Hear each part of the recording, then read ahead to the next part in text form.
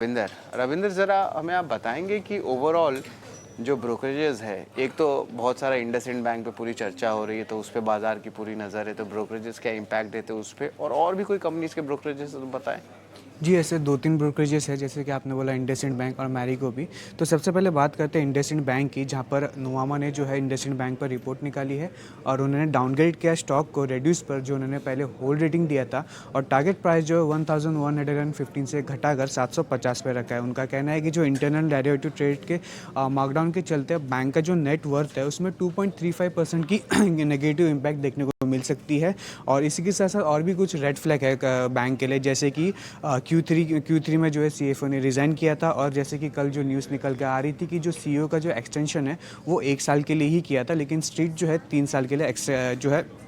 Estimate कर रहा था, जिसके चलते कल भी स्टॉक में जो है भारी गिरावट देखने को मिली। और जो उनका मानना है कि जो बैंक का क्रेडिटेबिलिटी और अर्निंग्स में भी जो है इम्पैक्ट देखने को मिल सकता है। इसी के साथ साथ आईआईएफएल ने भी जो है रिपोर्ट निकाली है इंडसइंड बैंक पर, और उन्होंने जो है एड रेटिंग को मेंटेन रखा है, लेकिन टारगेट प्राइस जो उन्होंने 970 से घटाकर 910 पर रखा है, जहाँ पे उनका कहना है कि जो डेरिवेटिव अकाउंटिंग में डिस्पेंसरीज के चलते बैंक का जो नेटवर्थ है उसमें 2.35% की जो है रिड्यूस देखने को मिल सकता है, जिसके चलते बैंक का जो पीएनएल है उसमें इम्पैक्ट देखने मिल सकता है, और बैंक जो है Q4 में लॉस रिपोर्ट कर सकता है। इसी के साथ साथ और भी कुछ एडिशनल चैलेंजेस है, जैसे कि जो एमएफआई का जो स्लिपेजेस है उसमें राइज देखने को मिल सकता है क्वार्टर बेसिस पर, और जो बैंक का निम्स है उसमें वो श्रिंक हो, आगे चल के और भी श्रिंक हो सकता है Q4 में। अगला जो स्टॉक फोकस में रह सकता है मैरिको, जहाँ पर एंटिक ने रिपोर्ट निकाली मैरिको पर, और उन्होंने मेंटेन रखा बाय रेटिंग, लेकिन उन्होंने टारगेट प्राइस जो है 800 से घटाकर 720 पर रखा है,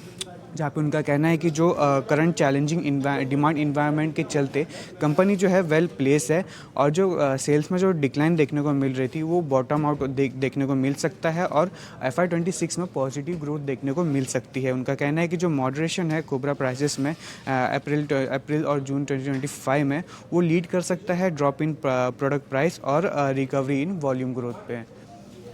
ठीक है, तो कई सारे स्टॉक्स जो ब्रोकरेज रिपोर्ट्स और खबरों के दम पर आज फोकस में रहेंगे। रविंदर और शरद, शुक्रिया पूरी डिटेल्स के साथ जुड़ने के लिए। लेकिन शरद ने 2 स्टॉक्स पर चर्चा की थी जो ऑर्डर विन के दम पर आज फोकस में रहेंगे। एक था अशोका बिल्डकॉन, 312 करोड़ के नए ऑर्डर्स मिले हैं महाराष्ट्र स्टेट इलेक्ट्रिसिटी ट्रांसमिशन से, और इसी के साथ BEL, यहाँ पर 840 करोड़ के नए ऑर्डर्स मिले हैं, और ईयर टू डेट बेसिस पर देखें तो 14,500 करोड़ के नए ऑर्डर्स इस साल अब तक मिले हैं।